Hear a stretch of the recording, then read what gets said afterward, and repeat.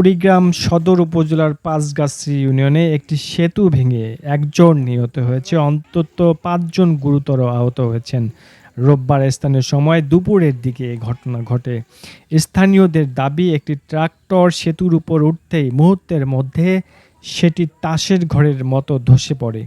এতে ট্রাক্টরে থাকা কয়েকজন নিচে পড়ে গুরুতর আহত হন।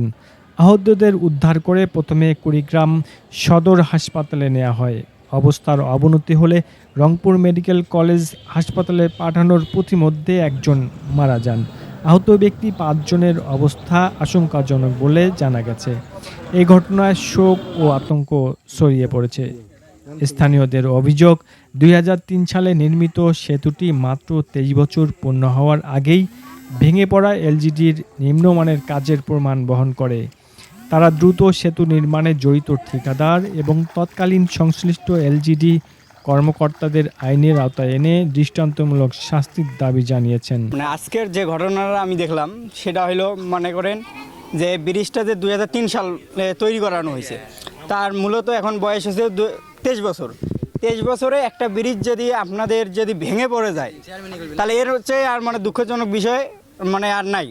কারণ একটা ব্রিজ যেই তৈরি করে তার নিম্নত তার বয়স না হলে ১০০ বছর দেয়, ৮০ বছর দেয়, এরকম একটা গ্যারান্টি দিয়ে তৈরি করে। কিন্তু কি এমন একটা ব্রিজ তৈরি করলো তার ২৩ বছরের মাথায় ভেঙে পড়লো।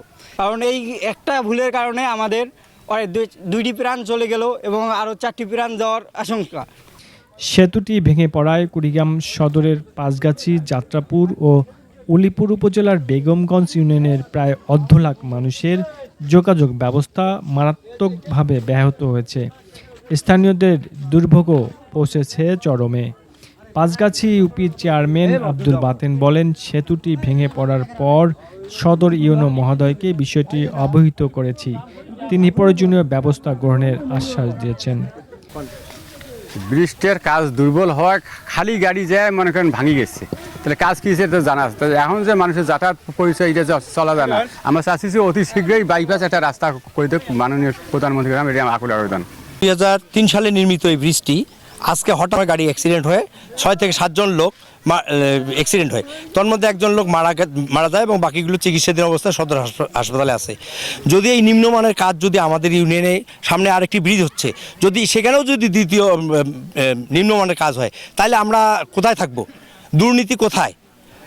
দুর্নীতির অন্তরালে যদি কাজগুলো খারাপ হয়ে যায়, আমরা এলাকাবাসী যদি বারবার যদি এই ধরনের সমস্যার সম্মুখীন হই, তাহলে গণপ্রজাতন্ত্রী বাংলাদেশ সরকারের যে ৩১ দফা দাবি, তাহলে কিভাবে সেটা সম্ভব?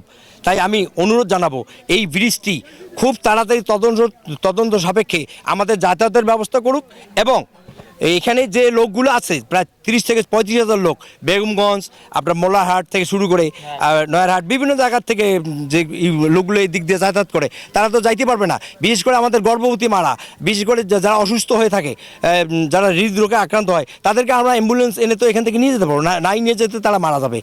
এ বিষয়ে এলজিডি কর্তৃপক্ষ বলছেন, পূর্ব থেকে সেতুটি বন্যায় ক্ষতিগ্রস্ত হয়েছিল। স্থানীয়দের বলা হয়েছিল ভারী যানবাহন না চালাতে। এখন ব্রিজের প্রয়োজন নেই। সেতুর পরিবর্তে মাটির রাস্তা তৈরি করা হবে বন্যা শেষে। আপৎকালীন সময়ের জন্য বাঁশের সাঁকো তৈরি করা হবে খুব দ্রুত, এমনটি বলছেন এলজিডির সংশ্লিষ্ট কর্তৃপক্ষ।